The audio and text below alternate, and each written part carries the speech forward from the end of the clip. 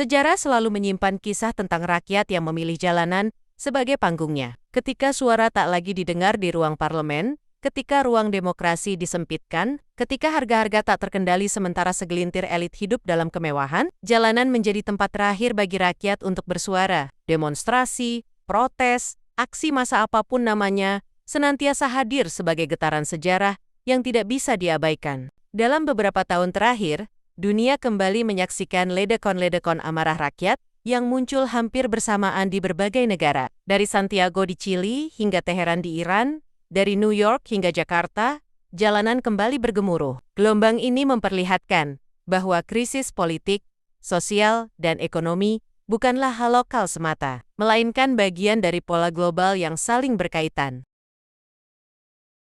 Mengapa rakyat kembali turun ke jalan? Ada banyak sebab. Namun, benang merahnya jelas, rasa ketidakadilan. Di Chili, kenaikan harga tiket transportasi publik hanya menjadi pemicu awal. Di balik itu tersimpan puluhan tahun ketimpangan sosial ekonomi yang lahir dari sistem neoliberal. Di Sri Lanka, krisis moneter membuat rakyat kesulitan membeli makanan dan bahan bakar. Kemarahan menumpuk, lalu meledak menjadi aksi besar yang akhirnya menjatuhkan presiden.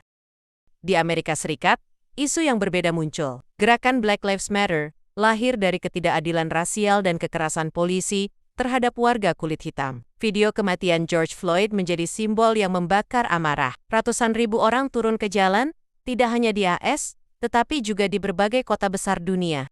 Di Hong Kong, jutaan orang berbaris menolak RUU ekstradisi yang dianggap sebagai ancaman terhadap kebebasan politik mereka. Sementara di Iran, kematian seorang perempuan muda, Mahsa Amini, di tangan polisi moral menjadi percikan api yang menyulut protes nasional. Di sana, tuntutannya bukan sekadar kebijakan, melainkan menyangkut kebebasan hidup, identitas, bahkan hak eksistensi perempuan.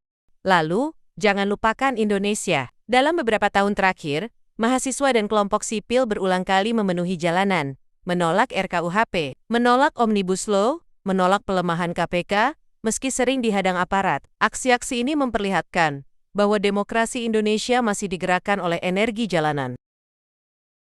Setiap negara punya ceritanya sendiri.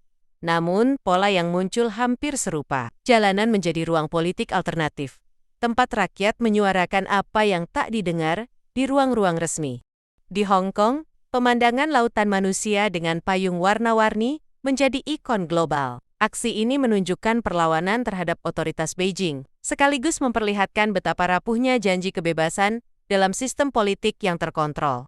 Di Chili dari urusan tiket metro, protes membesar menjadi gerakan nasional. Orang-orang membawa poster bertuliskan, bukan 30 peso, tapi 30 tahun, merujuk pada 3 dekade ketidakadilan. Hasilnya monumental.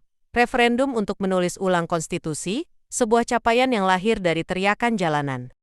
Di Lebanon, krisis moneter, korupsi, dan politik sektarian membuat rakyat muak. Mereka turun ke jalan, melintasi batas agama dan etnis. Aksi ini menunjukkan bahwa penderitaan ekonomi bisa mempersatukan orang-orang yang selama puluhan tahun diadu oleh politik identitas. Di Amerika Serikat, gelombang Black Lives Matter meluas seperti api. Tidak hanya warga kulit hitam, tetapi juga warga kulit putih, Hispanik, Asia, semua turun ke jalan. Dari kota ke kota, dunia menyaksikan Asia yang kerap menempatkan dirinya sebagai kampiun. Demokrasi justru bergulat dengan krisis moral di rumah sendiri.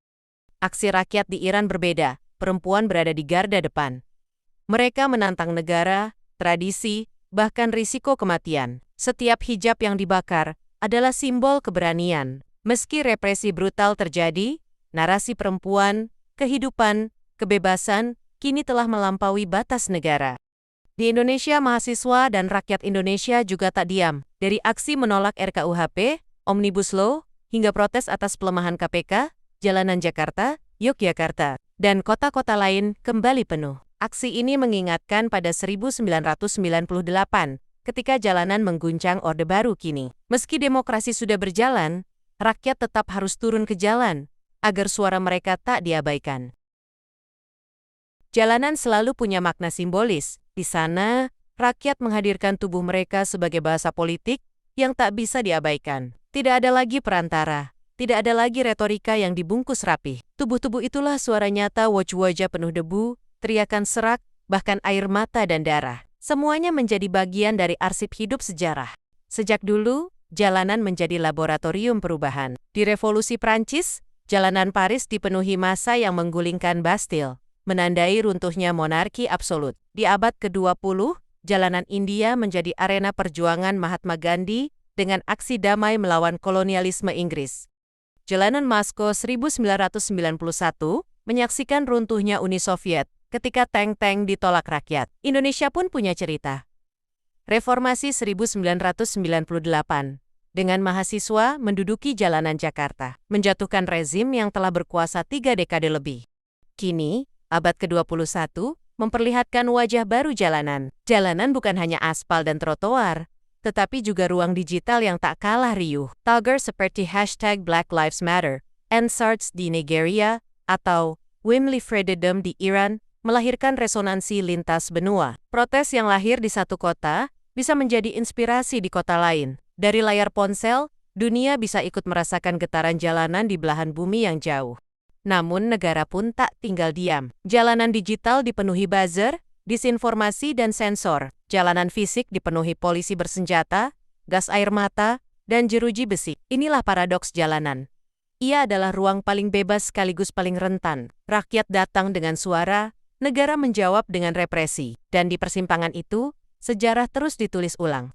Jalanan juga punya satu hal yang tak dimiliki parlemen, kebersamaan emosional. Orang-orang yang berbeda latar belakang miskin kaya, tua muda, buruh mahasiswa berdiri bersama. Di momen itu, identitas kolektif terbentuk. Teriakan hidup rakyat di Indonesia, nomor justice, nomor peace di Amerika, atau azadi di Iran. Semuanya berbeda kata, tapi maknanya sama. Rakyat menuntut haknya. Tidak semua gelombang jalanan menghasilkan perubahan konkret dalam bentuk kebijakan atau jatuhnya rezim, tetapi setiap gelombang meninggalkan jejak sejarah yang membekas. Di Chile, protes yang berawal dari tiket metro berubah menjadi momentum nasional. Akhirnya rakyat berhasil mendorong referendum konstitusi baru, sesuatu yang tidak pernah terbayangkan sebelumnya. Di Sri Lanka, demonstrasi besar menjatuhkan Presiden Gotabaya Rajapaksa, membuktikan bahwa rakyat lapar bisa menumbangkan rezim yang korup. Di Indonesia 1998, gelombang mahasiswa mengubah arah bangsa. Di Amerika Serikat, Black Lives Matter berhasil mengubah wacana publik, mendorong reformasi kepolisian, dan menumbuhkan kesadaran global soal rasisme. Namun di sisi lain, muncul juga reaksi balik berupa polarisasi politik yang semakin tajam. Di Lebanon, protes melawan elit politik menghasilkan solidaritas lintas sekte, tetapi krisis tetap berlanjut karena sistem yang membelenggu tak mudah dirobohkan. Di Hong Kong, jalanan berakhir dengan kekecewaan. Undang-undang keamanan nasional yang ditegakkan Beijing justru membatasi kebebasan sipil lebih keras dari sebelumnya. Namun meski gagal secara politis, protes itu meninggalkan warisan simbolis. Dunia kini tahu bahwa generasi muda Hong Kong berani melawan kekuasaan besar. Di Iran, ribuan ditangkap, ratusan tewas, tapi narasi perempuan, kehidupan, kebebasan menembus batas negara, menjadi inspirasi global. Jejak sejarah inilah yang membuat gelombang jalanan tak pernah sia-sia. Ia mungkin gagal menjatuhkan rezim, tapi ia menanamkan memori kolektif. Generasi berikutnya belajar dari luka dan keberanian itu. Seperti reformasi 1998 di Indonesia yang kini dikenang tiap Mei. Setiap bangsa punya tanggal dan kisahnya sendiri yang lahir dari jalanan. Gelombang jalanan adalah pendidikan politik terbesar bagi rakyat. Tidak ada kuliah teori yang lebih hidup dibanding berdiri di tengah massa. Merasakan solidaritas, ketakutan, harapan, sekaligus keberanian. Dari situ rakyat belajar. Kekuasaan bisa digugat, keadilan bisa diperjuangkan, dan sejarah bisa ditulis ulang. Gelombang jalanan, dengan segala hiruk-pikuknya, bukanlah tujuan akhir. Amarah rakyat yang turun ke aspal bukan sekadar teriakan untuk melawan, melainkan sebuah panggilan agar dunia menemukan jalan menuju keseimbangan. Apa yang dicari dari setiap teriakan, dari setiap langkah, dari setiap keringat dan air mata di jalanan? Jawabannya sederhana. Kehidupan yang layak, damai, dan penuh ketenangan. Rakyat ingin bangun pagi tanpa rasa cemas, apakah bisa makan hari itu. Mereka ingin bekerja dengan upah yang adil, pulang dengan hati tenang, melihat anak-anak mereka tumbuh tanpa rasa takut. Mereka ingin negara yang melindungi, bukan menindas. Mereka ingin pemerintah yang mendengar, bukan membungkam. Dari Santiago hingga Jakarta, dari Teheran hingga Minneapolis, semua gelombang protes bermuara pada satu cita-cita, kesejahteraan yang merata, kedamaian yang berkelanjutan, dan ketenangan yang manusiawi. Itulah makna terdalam dari Amarah Jalanan Amarah, yang lahir karena kerinduan akan hidup yang sederhana, tapi adil. Sejarah mengajarkan bahwa setelah setiap badai, selalu ada harapan akan langit cerah. Begitu pula dengan gelombang jalanan. Setelah teriakan dan benturan, ada kemungkinan lahirnya tatanan baru yang lebih adil. Amarah bukan sekadar kemarahan, melainkan energi yang, jika direspon dengan bijak, bisa diubah menjadi pondasi perdamaian. Maka, penutup dari kisah ini bukanlah tentang kegaduhan, melainkan tentang harapan. Harapan bahwa suatu hari nanti, rakyat tak perlu lagi turun ke jalan untuk menuntut haknya, karena hak itu telah terjamin. Harapan bahwa jalanan akan kembali pada fungsinya semula, tempat orang berjalan dengan damai, tempat anak-anak bermain tanpa rasa takut, tempat rakyat berkumpul bukan untuk melawan, tetapi untuk merayakan kehidupan. Inilah tujuan akhir yang seharusnya kita semua tuju. Kesejahteraan, kedamaian, dan ketenangan. Dan ketika hari itu tiba, gelombang jalanan akan berhenti, bukan karena dipadamkan, melainkan karena sudah tidak dibutuhkan lagi.